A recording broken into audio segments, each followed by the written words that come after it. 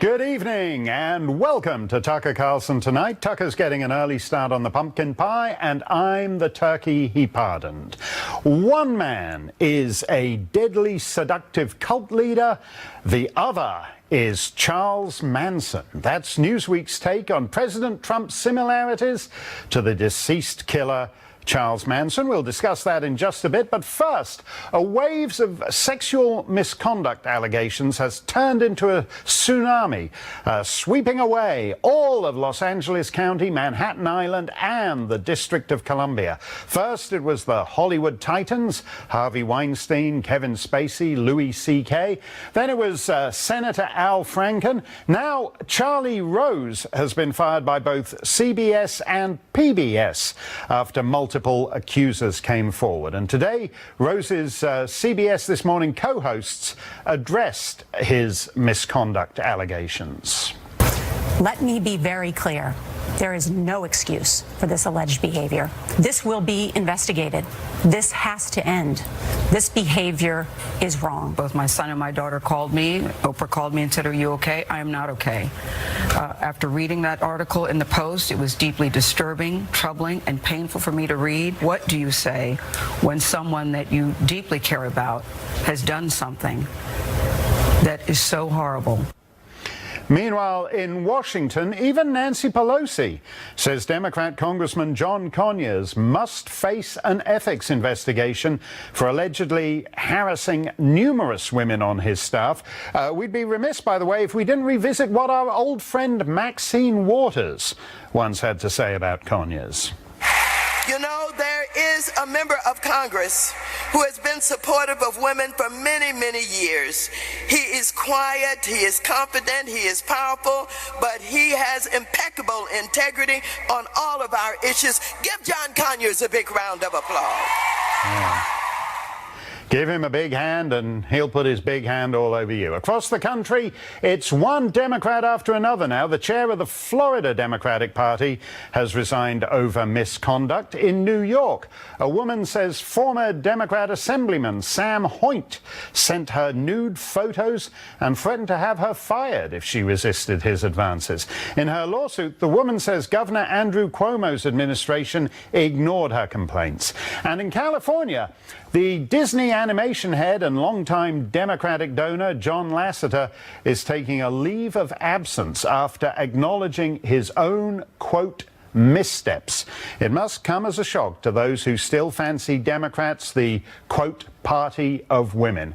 Roy Moore's starting to look kind of lonely as an accused person on the political right.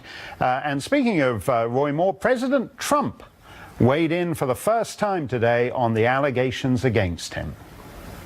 I can tell you one thing for sure. We don't need a liberal person in there, a Democrat. He denies it. Look, he denies it. I mean, if you look at what is really going on and you look at all the things that have happened over the last 48 hours, he totally denies it. He says it didn't happen. And, you know, you have to listen to him also. You're talking about, he said 40 years ago this did not happen. He totally denies it. Meanwhile, Charlie Rose has a 48-year broadcasting career vaporized in 24 hours. Penny Young-Nance is president of Concerned Women for America. She joins us. Penny, these are all liberal icons who are falling here, not just Charlie Rose, Kevin Spacey. That's like the coolest TV drama for liberals and progressives. Then you have Harvey Weinstein, the maker of all the upscale Oscar bait chick flicks. Is there a pattern one can discern here about supposedly the side of women and what they're actually like in private? Well, look, I feel a little bit like we flipped on the light and we're watching the cockroaches scatter. And as miserable as this is and as uncomfortable, it's important to happen. We have to expose this in order to get rid of the moral decay. And honestly, Mark, this isn't just a Democrat issue. It's a Republican and a Democrat issue. And we've got to be honest about that. The EEOC estimates that, I think this is a high number, that 1 in 4 women have experienced sexual harassment in the workplace. Regardless of what the number number is. It's horrific, and we have to be serious about it.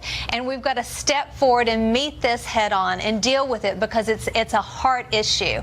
But I do have to say that I wonder 20 years ago if Patty Murray and Dianne Feinstein and Susan Collins had stepped forward and challenged Bill Clinton, if we would be further down the road.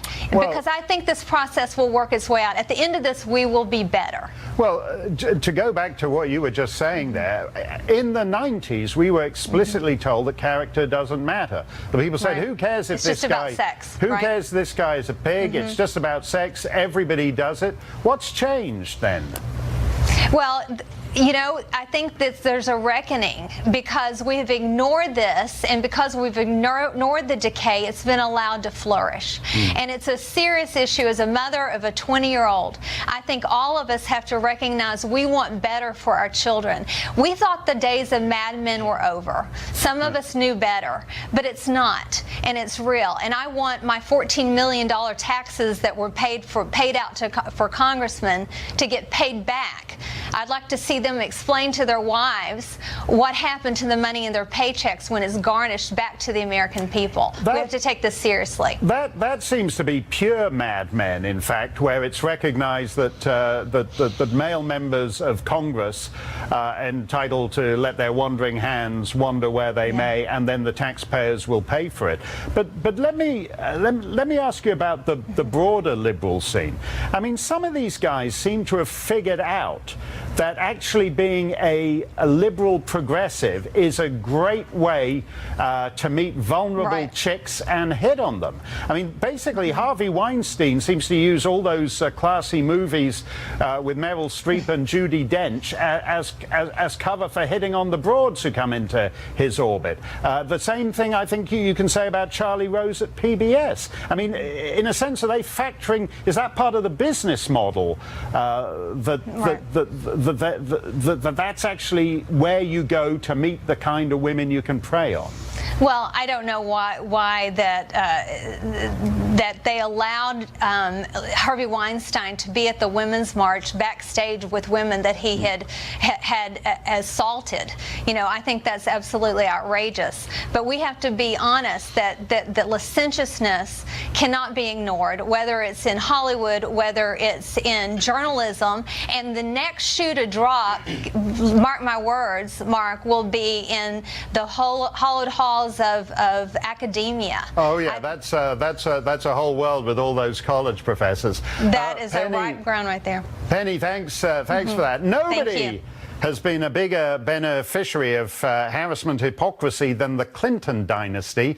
Last year, the message was that you were a sexist if you didn't vote for Hillary Clinton. There was a special place in hell for you. Now, in a belated act of remembering, people are recalling all the accusers that Clintons trashed to keep and to hold power. Clinton needs to stop. She needs to stop talking about this topic unless Bill Clinton wants to come forward and apologize for being a sexual harasser, for settling with women. Hillary Clinton hasn't been held accountable for her role. She refuses to answer questions of it, and I think that is the reason why she lost the 2016 election, because Donald Trump was able to throw that in her face, and she did not want to confront it. Well, Richard Goodstein was a lawyer advising Hillary Clinton in 2008 and 2016. He joins us now. Richard, are you still aboard the Clinton train? There seem to be a lot of people jumping off after 20 years.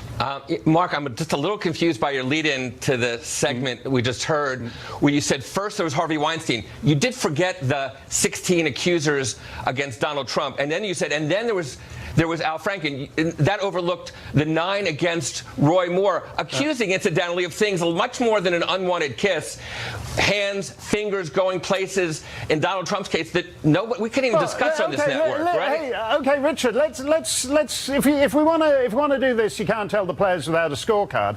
I agree with what Penny was saying. This is taxpayers' money that has gone to settle 200 cases in Congress, and I would like to see like to know the names, and then we'll have a final score, Democrats and Republicans. Do you support the revelation, the release of those names? Absolutely. I think it is scandalous. I agree with what Penny said in many regards. She said it's not a Democratic or Republican problem.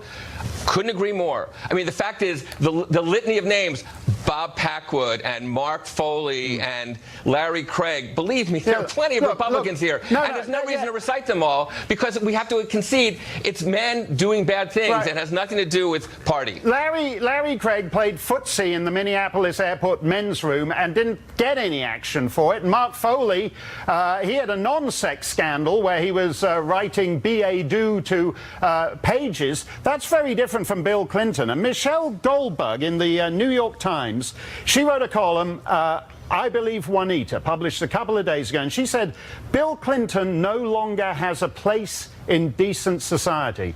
Do you agree with Michelle Goldberg? You know, Ken Starr spent $70 million looking into Bill Clinton's transgressions, including talking to Kathleen Willey and Paula Jones and Juanita Broaddrick. And Juanita Broaddrick was found twice not to have testified truthfully, once under oath, once in a deposition. She denied having sexual contact. So, yes, I believe that. So you don't find Juanita Broaddrick credible? You differ I'm from saying when she was under oath, Mark, when she was under oath, it's one thing to trot her out to some press conference before a debate. When she was under oath and there were legal consequences for lying, for lying, she testified that she did not have sexual contact. So, yes, I believe that. Look. Nobody's talking about lawsuits now. This is all past the statute of limitations in most of these cases, except for some of these recent fellas. But basically, Michelle Goldberg is writing in the New York Times that she believes a rapist was a two-term president of the United States. And what I'm saying is, I don't know why Michelle Goldberg would believe somebody who, under oath, twice denied having sexual contact with Bill Clinton. You'll have to ask Michelle Goldberg why she does. So you can call Bill Clinton anything you want. We know what Donald Trump has bragged about. Well, maybe she believes her, Richard, because your candidate, Hillary Clinton, told us that you should always believe women. Until the evidence shows contrary, right? That's what Hillary Clinton said. I didn't hear that bit. She didn't say anything about the evidence showing contrary. Go back and check the records. That's precisely what she said when she was asked about this. Time and time again, she said, yes, going in, women should be believed until there's evidence showing to the contrary. Why do Mika Brzezinski and Michelle Goldberg and these other people who have been loyal to the Clintons for 25 years now want the Clintons to go away? Well, first of all, I don't think they do want the Clintons to go away. And the fact is, Michelle Goldberg, in her more recent column, said she thought she had actually overreacted to all this. No, she thought she'd overreacted to Al Franken.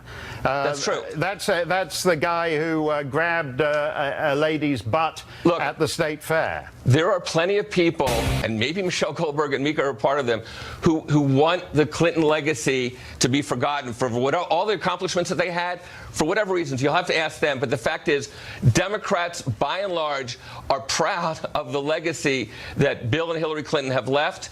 And again, I'm waiting for this network and others to look at all the women who came out against Donald Trump a year ago, when that was just kind of swept under the rug. But wait a minute. We were told in the Clinton era that character doesn't matter, that if you do a great job on welfare reform and taxes, that the fact that you're a pig in your private life doesn't matter. Why isn't what's source for the Democrats source for the Republicans too? Again, Ken Starr spent $70 million looking into this, Mark. I'm waiting for a buck to be spent to look into the 16 women who came out against Donald Trump. When that happens, you and I'll be on the same page. Okay, so you're like putting a price tag on these investigations. No, it's interesting to hear that. Thank you, Richard. I'm glad you dropped by tonight. This is a Fox News alert. A Democrat congressman is under investigation by the FBI for possibly paying off an opponent to stop him running against him. Fox News chief congressional correspondent Mike Emanuel has more. Mike. Well, Mark, good evening. Pennsylvania Democrat congressman is in hot water with the feds, accused of a $90,000 payoff to try and stop a primary challenge in 2012. The congressman is Bob Brady of Pennsylvania, who spoke at last year's Democratic National Convention in Philadelphia. Two of his top political aides were charged with attempting to hide the payment to Brady's challenger in that race. The FBI special agent handling the case says the investigation has uncovered evidence which indicates Brady and his two political aides tried to conceal payments from the congressman's campaign to get challenger Jimmy Moore to drop out. All of this coming to light due to a search warrant affidavit related to the case. Brady and his aides have said the payment to Moore's campaign was legal, documented, and carried out mostly by lower-level figures. The congressman is not commenting at this point. His lawyers are trying to convince the Justice Department he hasn't done anything wrong, suggesting the search warrant is digging for documents they turned over months ago. The attorneys say Brady is not a target. Part of the claim from the Brady side is the money paid to Moore, the challenger, was to buy exclusive rights to polling information Moore gathered before dropping out of the race. Prosecutors say Brady had that information 6 months earlier, and prosecutors say the challenger dropped out after cutting a secret deal with the congressman. Mike, thanks. We'll keep an eye on that. So far, that's the only evidence of interference in the electoral process from a Democrat congressman. It's been 48 years, but Newsweek just found the newest member of the Manson family. We'll tell you who it is up next. Charles Manson is dead, but Newsweek has found a sinister new cult leader to replace him, President Donald Trump. What's the reasoning? According to Newsweek, Trump and Manson both use, quote, emotional language to establish a bond with followers. You know how it is. One day you're giving a speech on immigration, and the next day everybody's writing helter-skelter on the wall in blood. It's a simple two-step process. Joe Concha writes about media for The Hill, and he joins us.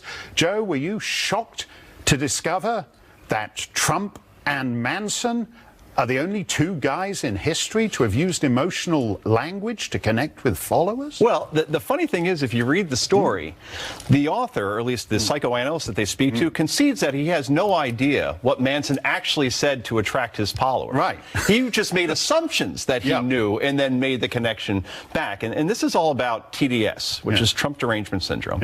And this example, and we have two others here, actually is from the last 2 days. It's not like we're doing the best of from the year type of thing. So there clearly is no antidote. But I guess they're thinking, you know, Mussolini, Stalin just doesn't have that oomph anymore as far as analogies. And Hitler, we've hit our 100,000 quota as far as comparing Trump to him. So let's go with somebody who was breathing within the last 72 hours that they could relate to in Charles Manson. Yeah, and those guys are like wacky foreigners. Let's compare him to an all-American monster. Boom, there you go. But it isn't the reality, though, that Manson had huge influence on the left. I mean, it was Bernadine Dawn, who's the wife of Bill Ayers, Obama's mentor and patron, who said, dig it. First they killed these pigs, then they ate dinner in the same room with them, then they even shoved a fork into the pig Tate's stomach. Wild. I mean, he's a hero to the left. He's got nothing to do with Trump or the right. I believe he wrote some songs while he was in prison, and then some musicians actually performed them for Manson. So, yeah, he became a cult legend after brutally having 7 people killed, including Sharon Tate, an actress. Yeah, that's right. I think the BBC actually tracked down something like 75 bands who play Charles Manson songs. This other story you mentioned from the New Yorker is about, quote, the sinister banality of American life emanating from Donald J. Trump. The exact quote is, the attack on Rand Paul by his neighbor reveals a sinister banality, as you said, of American life that these days is often emanating from Donald Trump. Now, if you read about this story, Rand Paul was attacked by a neighbor, and reportedly for non-political reasons. Yeah, lawn clippings, supposedly, or something like that. Yeah, right? And a sitting senator is attacked at his home and gets a couple of ribs broken.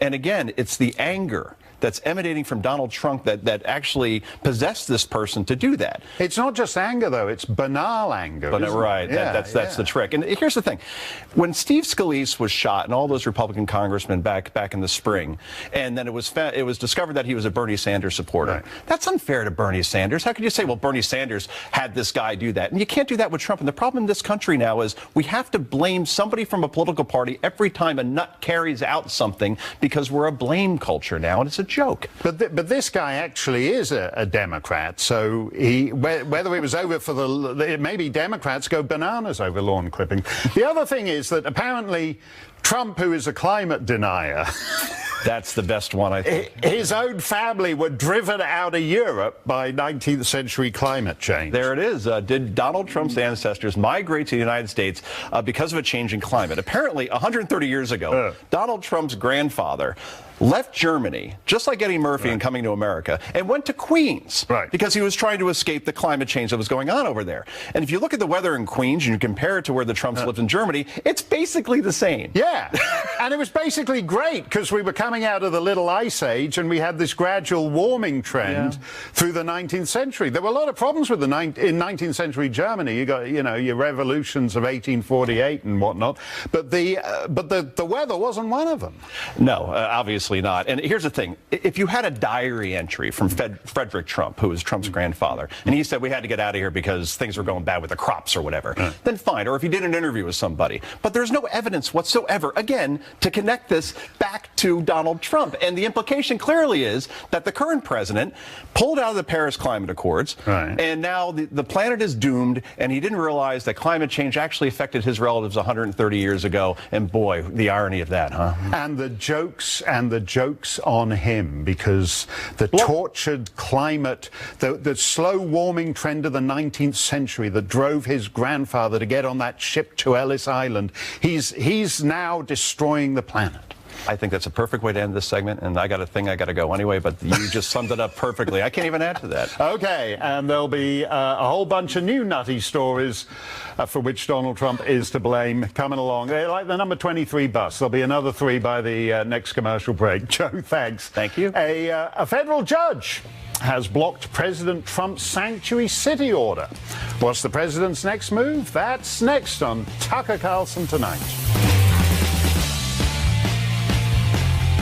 Blocked the Trump administration from pursuing its crackdown on sanctuary cities that protect illegal immigrants from ICE.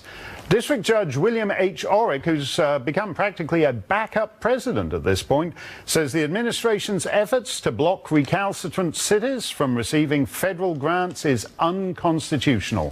Francisco Hernandez is an immigration attorney. Stephen Camarota is director of research at the Center for Immigration Studies, and they both join us. Francisco, who is this guy? Judge Orrick, a district court judge, to overturn the government of the United States. He's the federal judge. That's his job. It's the 3 branches, the rocks, paper, scissors form of government that we have. He's a federal judge. They're vetted. There's nothing smelly about him. It's the law. Quite frankly, it's always been a funding issue with the jails. But look, we're still arguing about political phantom. There is no such thing as a sanctuary city. Everybody's just afraid of it. But what do we move on and come up with a solution? No, wait a minute. You've said there's no It doesn't exist. No, wait a minute. You've said there's no such thing as a sanctuary city. It doesn't exist. Kate Steinle's murder is about to go to the jury. What would you say? Has nothing to do with the sanctuary city. Had nothing to do with Sanctuary City. The man who murdered, the murderer, was transferred from Los Angeles County Jail to San Francisco Jail. He didn't go to any Sanctuary City. He was transferred there with an immigration hold after 5 previous deportations. He was taken there and let go because he wasn't picked up within the 48 hours regulation that the immigration hold requires. Well, if you don't call them sanctuary cities, then what do you call them? It is a political phantom. A city, a state, a county cannot tell the government you can't come in and take somebody from our custody. It is impossible. It's the federal government's preemption clause. Okay. It cannot happen. Okay, Stephen, you take that one. According to Francisco, it's a phantom, this idea that there were sanctuary cities. A political phantom. No, look, here's what basically happens. Someone beats their wife, they get arrested for drunk driving, they're in a jail. When their fingerprints are submitted, the Immigration Service says, hey, this person's in the United States, he's here illegally. We've deported him in the past, that sort of thing. They say to the local community, the local jail, please hold that person. We're going to come and pick him up within 48 hours. And the community says, no, as a matter of policy, we're releasing him right now. Or we're not even going to inform you when we're going to release you. Because remember, they have proceedings against them. What happened in the case of San Francisco and Kate Steinle is they purposely released them without informing ICE. And that's what a sanctuary city is, bottom line. And Francisco, there are state judges. They can get them anytime they want. Francisco, there are state judges who won't even allow federal immigration officials in their courtroom. They let the guy out the back of the courtroom. Oh, there was one instance, and we don't even really know what happened. Look, you can't have the executive branch invading the judicial or the legislative branch. It's a change in culture if we're going to start doing that. Wait a minute. They're not doing that. This is legal sophistry, Francisco. We've got cities and states who will not enforce U.S. law. So they cannot contravene it. They cannot go against it. ICE can go pick up anybody they want. We do it every day with drug offenders. We do it every day with illegal deportations. Stephen, these guys, as you said, they're spousal abusers, they're drunk drivers. These are things that are not, particularly in the current climate, that are not trivial. We're supposed to accept that every dreamer is a high school valedictorian who's just wrapping up his third tour of Afghanistan. That's the myth that Francisco and co have peddled. What's the rationale that these guys... What's the rationale for actually protecting criminals? Yeah, bottom line is, look, the Obama administration, these are statistics from them, in 2014 and 2015, 17,000 times when a jurisdiction was asked to hold someone, they purposefully, as a matter of policy, released them before the 48 hours when ICE could get there. That's the policy of these places. Anybody who supports this is essentially someone who opposes the most basic level of immigration enforcement. And that's essentially what these jurisdictions do. For them, whenever an illegal alien is made to leave the country, even if he's beat his wife or is a drunk driver, that is a tragedy. And that's the outrage here. It's a kind of fundamental lawlessness. Now, I should point out to your listeners, the vast majority of jurisdictions don't do this. There's only about 200. And the ones that the Attorney General is trying to take money away from are the ones that the Obama administration said were so bad. So it's a continuation. This isn't something Trump has invented. This is the reality. They release thousands of people as a matter of policy who are illegal aliens in jails even after ICE asks them to hold. That's what's happening. Look, that's just a plain lie. That is just such a deception. It's such a lie. That's the truth. They cannot. ICE can pick them up. It is impossible. We put federal holds on people every single day, and every city, every county, every state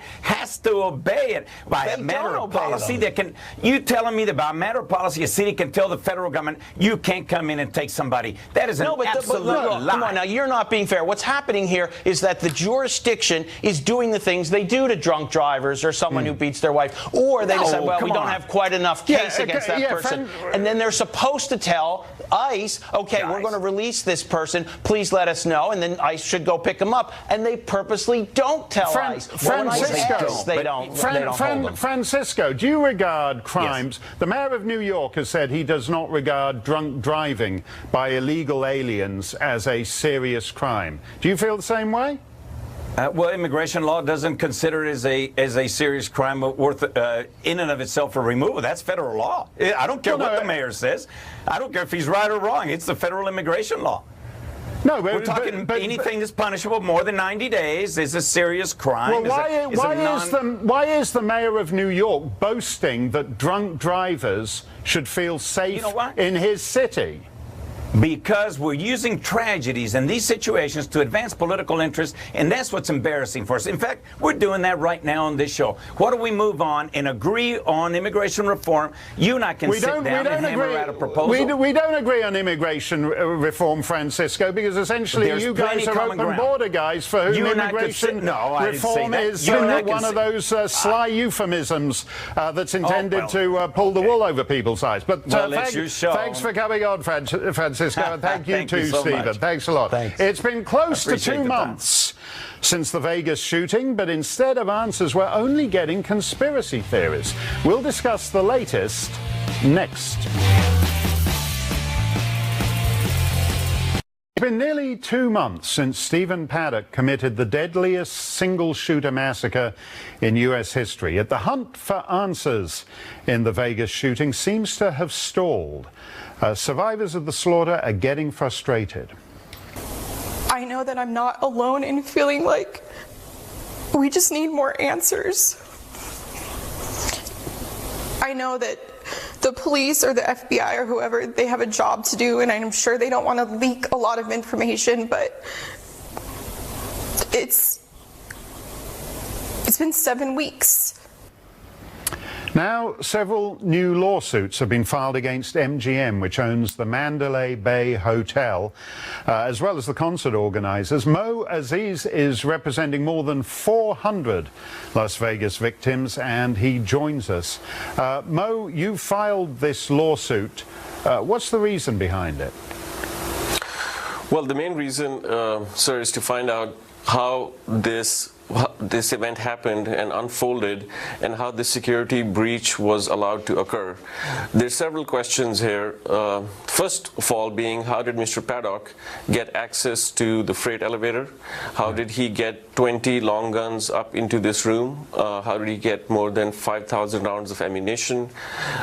Why was his room not checked during the course of the time that he was able to barricade it, install security cameras, and then carry out this vicious attack? Most of these questions would appear to be for MGM, who own the Mandalay Bay Hotel. Are they the main target in that? You feel they're not being forthcoming about what happened? Sir, they're absolutely not being forthcoming. I mean, for example, the 911 call, there's still a discrepancy as to when law enforcement was notified that there was an active shooter on the premises. And they haven't released the call. We don't know how long the shooting was going on before the first call for help was made. I think that would go a long way for explaining to some of my clients as to how this event unfolded and then went on for almost 12 minutes or over 12 minutes. And so the MGM has to show to us what their policies and procedures were for an active shooter in this day and age. Well, this is obviously a criminal case as well. Are you frustrated that the sheriff's department in Clark County hasn't actually got these answers out of the MGM chain? So the sheriff's office may have the answers. I think they've got an open investigation and they've got certain policies and procedures that they're bound to follow. However, MGM is a private entity, and if they want to share some information with the public that would give some answers to these victims, I think they're free to do so. The Clark County Sheriff's Department has to follow certain protocols. So we don't have any issue with the Sheriff's Department or the work that they've done. Our issue is we need to know what MGM's plan was for an active shooter type of situation, and what their security plan is if somebody is bringing in multiple suitcases of materials and is putting surveillance cameras and then accessing the freight elevator. There was a judge. Yes, sir. There was a court order a couple of days ago in which MGM was ordered by a judge not to destroy evidence, including video evidence, the key card records which record when a guy goes into his hotel room and when he goes out and that kind of thing. Are you concerned that MGM may destroy evidence? So now that we have the order in place, I'm not concerned that those particular items may be destroyed at this point. What I am concerned about is their communications as the event unfolded, number one. And what I'm really concerned about is that after 9/11, after other major terrorist events, these big hotels in the hospitality industry, they had to have discussions amongst themselves as to what could happen on their property, and especially after, even going all the way back to the Columbine shooting, the nature of the threat has changed. So I am concerned that those discussions, those emails, and those discussions with outside consultants and risk experts, those are where the heart of the case would lie, in proving what they should have done to prevent this type of event, or at least minimize the loss of life. Well, stay on it, Mo. We'll be interested to see the response from MGM, because this case is getting curiouser and curiouser in the 7 or so weeks since it occurred. Mo Aziz, thank you very much. Before you head over the river and through the woods to grandmother's house this holiday season, you may want to hear a new warning about your relatives. It's coming from the Girl Scouts. We'll explain next on Tucker Carlson Tonight.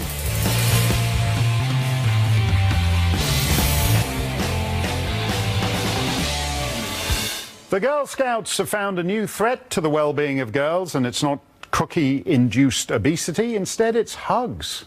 The organization is warning parents not to make their children hug or kiss family members over the holiday season. If they do, the Girl Scouts warn, they're training their daughters to be possible sexual harassment victims later in life. It's far safer, they say, to have the girls do a high five or a smile. Nell Daly is a psychotherapist. She joins us. Nell, I found this story just unutterably sad and depressing. There's a sense that family life is tainted, and even something as innocent as an excited little girl or little boy rushing up to hug a beloved uncle is now a potentially dangerous situation. Well, I think what the Girl Scouts are saying is not that a child couldn't go up and hug a relative. They want the girl to make the decision as to whether or not they want to hug that relative, that a hug shouldn't be forced upon them, or, it's generally the case where parents will say, now give Uncle Johnny or Grandma Alice a hug goodbye, and what they're asking is parents to sort of rethink that conversation. Well, that's generally because children are fairly awkward, and they feel slightly discombobulated by old people, so they don't want to necessarily hug their 87-year-old granny, but the 87-year-old granny might appreciate it. Is there a danger of actually making an issue of this? I wouldn't say that the 87-year-old grandmother is the issue. What is the issue, and this is a sad fact, is that 1 in every 9 girls in the United States will be sexually assaulted or abused by the time she's 18. And 1 out of every 3 of those cases, the perpetrator is actually a family member. And so we live in a culture of denial, and that's changing now with so many women coming out about the fact that they've been sexually harassed in the workplace. So what I think the Girl Scouts are trying to do is open up the conversation as to how do we teach girls to have boundaries and families to have better boundaries around their girls. Well, liberals are the great huggers. It's us up to... Why conservatives don't hug? Republicans don't hug? We're supposed to be uptight, and we don't. Liberals hug trees. Liberals hug. Queen Elizabeth was regarded as a cold, heartless mother for not hugging the Prince of Wales, which supposedly led to his divorce and all the rest of it. Are you worried that if we actually attempt to make even the most innocent physical contact something that has to be patrolled and policed, we risk doing to the general population what the Queen did to Prince Charles? Oh, no, I'm not. Because we're just having a conversation here. And the conversation that follows then is exactly the question that you just asked. How do we cultivate healthy intimacy in families? How do we cultivate appropriate touching and affection? Affection's important. It's the way we thrive. It's part of the reasons we thrive as humans. Children especially need affection. If we don't give with children affection in cribs, for example, in orphanages, they don't develop correctly. No. So no one's suggesting that. But it used to be a universally safe gesture. You know, I've sat in traffic behind Bernie Sanders voters going 28 miles an hour with arms are for hugging bumper stickers. And it was a universally safe gesture. And now the Girl Scouts are saying arms aren't for hugging, arms are for bombing North Korea. No, actually, they're not saying that. They're simply saying in these kinds of situations where relatives are coming into a home that maybe the parents don't know what the relatives are necessarily like, maybe they haven't seen Uncle Tom in 5 years, you don't necessarily have to force your child to hug that relative. They're just saying, let's let the girls have what I would call self-agency. If a child wants to hug that adult, they're free to if the adult wants to be hugged. Okay, self-agency. Thank you. Now have a very self-agency Thanksgiving. President Trump got his first chance to take part in an annual tradition, the presidential turkey pardon. No self-agency for those turkeys. That's next on Tucker Carlson Tonight.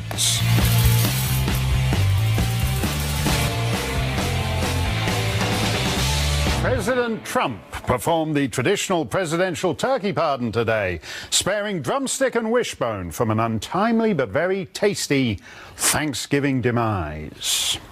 And now I think drumstick and wishbone would be very thankful if we would just get around to the pardon. They say, enough talk, please pardon us. I feel so good about myself, Tony. Are you ready, drumstick? Okay.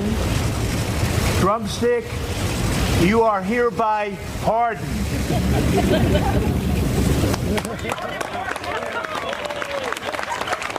Well, before he was pardoned, though, President Trump had some choice remarks about the fate of President Obama's 2016 turkeys, Tater and Tot.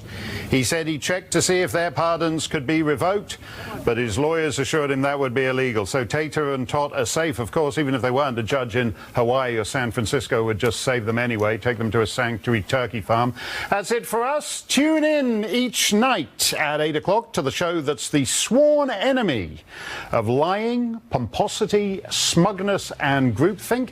Also, don't forget to DVR the show. That's it from New York. I'm thankful for many things, including the fact that Sean Hannity is here for the full hour this pre-Thanksgiving night. Sean Hannity, go get him, Sean.